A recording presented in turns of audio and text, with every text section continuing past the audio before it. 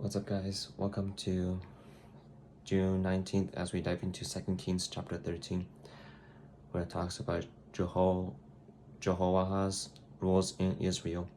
Jehoahaz, son of Jehu, began to rule over Israel in the 23rd year of Joash's reign in Judah. He reigned in Samaria 17 years, but he did what was evil in the Lord's sight. He followed the examples of Jeroboam, son of Nebat, continuing the sins that Jeroboam had led Israel to commit. So the Lord was very angry with Israel, and he allowed King Hazael of Aram and his son Ben-Hadad to defeat them repeatedly. Then Jehoahaz prayed for the Lord's help, and the Lord heard his prayer, for he could see how severely the king of Aram was oppressing Israel. So the Lord provided someone to rescue the Israelites from the tyranny of the Arameans. Then Israel lived in safety again as they had in former days, but they continued to sin, following the evil example of Jeroboam. They also allowed the Asherah pole in Samaria to remain standing. Finally, Jehoahaz's army was reduced to 50 charioteers, 10 chariots, and 10,000 foot soldiers. The king of Aram had killed the others, trampling them like dust under his feet. End of Jehoahaz's reign. The rest of the events in Jehoahaz's reign, everything he did, and the extent of his power are recorded in the book of the history of the kings of Israel. When Jehoahaz died, he was buried in Samaria. Then his son Jehoash became the next king. Jehoash rules in Israel. Jehoash, son of Jehoahaz, began to rule over Israel in the 37th year of King Joash's reign in Judah. He reigned in Samaria 16 years, but he did what was evil in the Lord's sight. He refused to turn from the sins that Jeroboam, son of Nebat, had led Israel to commit. The end of Joash's reign. About this time, King Hazael of Aram went to war against Gath and captured it. Then he turned to attack Jerusalem. King Joash collected all the sacred objects that Jehoshaphat, Jehoram, and Ahaziah, the previous kings of Judah, had dedicated, along with him himself had dedicated. He sent them all to Hazael, along with all the gold and the treasures of the Lord's temple and the royal palace. So Hazael called off his attack in Jerusalem. The rest of the events in Joash's reign and everything he did are recorded in the book of the history of the kings of Judah. Joash's officers plotted against him and assassinated him at Beth Millo on the road to Silla. The assassins were Jozachar, son of Shemith, and Jehozabad, son of Shomer, both trusted advisors. Joash was buried with his ancestors in the city of David. Then his son Amaziah became the next king. 2 Chronicles chapter 24, verse 23 to 27. In the spring of the year, the Aramean army marched against Joash. They invaded Judah and Jerusalem and killed all the leaders of the nation. Then they sent all the plunder back to their king in Damascus. Although the Arameans' attack was only a small army, the Lord helped them conquer the much larger army of Judah. The people of Judah had abandoned the Lord, the God of their ancestors, so judgment was carried out against Joash. The Arameans withdrew, leaving Joash severely wounded, but his own officials plotted to kill him for murdering the son of Jehoiada the priest. They assassinated him as he lay in bed. Then he was buried in the city of David, but not in the royal cemetery. The assassins were Jozachar, the son of an Ammonite woman named Shemith, and Jehozabad, the son of a Moabite woman named Shemer. The account of the sons of Joash, the prophecies about him, and the record of his restoration of the temple of God are written in the commentary on the book of the Kings. His son Amaziah became the next king. Elisha's final prophecy. When Elisha was in his last illness, King Jehoash of Israel visited him and wept over him. My father, I see the chariots and charioteers of Israel, he cried. Elisha told him, get a bow and some arrows, and the king did as he was told. Elisha told him, put your hand on the bow, and Elisha laid his hand over the king's hands. Then he commanded, open the western window, and he opened it. The eastern window, and he opened it. Then he said, shoot. So he shot an arrow. Elisha proclaimed, this is what the Lord's arrow, an arrow of victory over Aram, for you will completely conquer the Arameans at Aphek. Then he said, now pick up the other arrow and strike them against the ground. So the king picked them up and struck the ground 3 times, but the man of God was angry with him. You should have struck the ground 5 or 6 times, he exclaimed. Then you would have beaten Aram until it was entirely destroyed. Now you will be victorious only 3 times. Then Elisha died and was buried. Groups of Moabite raiders used to invade the land each spring. Once, when some Israelites were burying a man, they spied a band of these raiders, so they hostility threw the corpse into the tomb of Elisha and fled.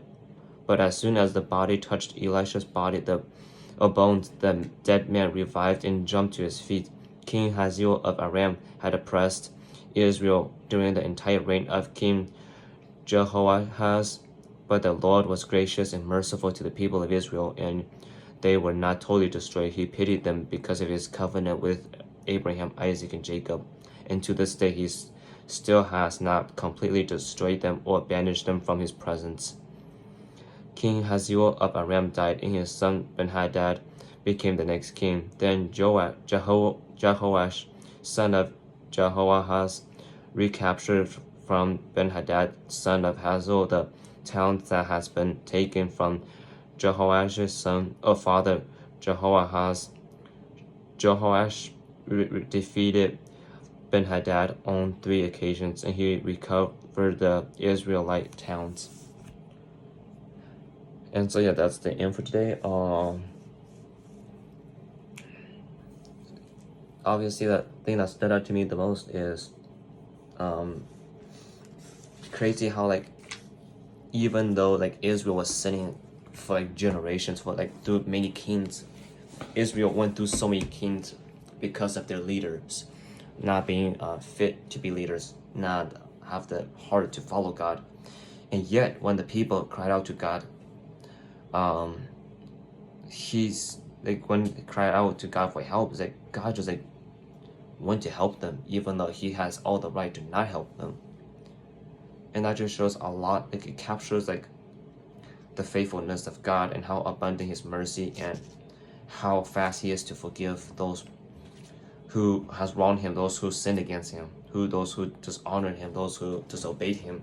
He's able to forgive them all, even though they have a history of disobeying him. It just shows like all we need is like a genuine change of heart. If we did something wrong, that we have a genuine heart of wanting to change, and God is right there to help us all. That he has never abandoned us. He never will. Sometimes we may feel like he abandoned us because we don't feel his presence, because we decide to take things into our own hands. We decide to become kings, start worshiping ourselves in a sense, where we think that we have our life under control, where we want to rule our own lives, which is fine. But like, when you have God rule over your life, life is so much more better. The life is so much better, and it's so much, you feel so much happier in things. But that does not mean that just because you feel happy or joy, that does not mean that you don't face hardships. Sometimes we face more hardships than a non-believer is.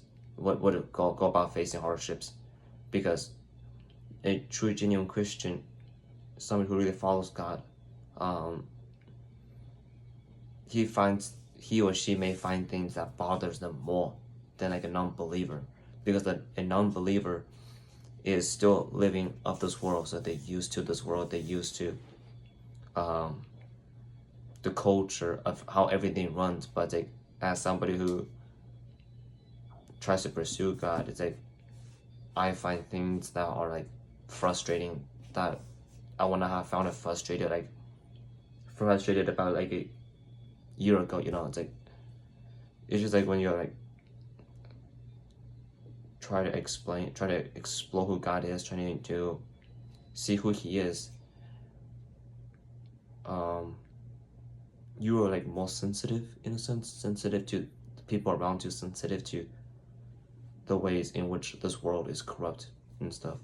But just because this world is corrupt, it doesn't mean that like there's no good. There's still good, and I think that's something that's really important, at least for me to hold on to. It's like, yes, even though there's a lot of things I don't like about this world, it's like there are still good things that are still contained within this world, and it's kind of, it's like you have to fight for those good things and things. But yeah, I just wanted to share that, like, to help us understand, like, no matter how far we have fallen, no matter how often we have sinned, no matter how bad the sin is, the moment that we repent of our sins and ask and saying, I'm sorry, God, for what I've done, God is faithful to run towards us and embrace us in His arms. But yeah, that's like one of the things that stood out to me. And then I guess the other one that's just more obvious is just like Jeroboam died a long time ago at this point, from this point. And it's just crazy like how he is, because of his influence, because of all the terrible things that he has done, like set up this whole bad culture, set up a culture that's very ungodly, follows a culture that is very dishonorable and detestable to God. It's like his legacy actually lives on, in a sense, even though he's not alive. His actions, his lifestyle, his history of what he did in the past lives on. So it causes generations after generations after generations of teens to disobey God, to dishonor God. And so like, and I think that's why it's important to leave as good of a legacy, in a sense, like leave as good of a godly legacy as we can, so that people may in the future may look back on our life story and say like, wow, I've seen God working in this man's life. I've seen this person, this lady, who really put her life, who really gave her life to God, and how like how God transformed her life and stuff. So it's like understanding like what we do in this world do matter, because it could live on into the future. Our legacy could live on the future, and I just hope that we all live to, so that we can not only inspire the next generations, but to also show people who God is and stuff. But yeah, that's all I have to share. So may you guys go and walk with God.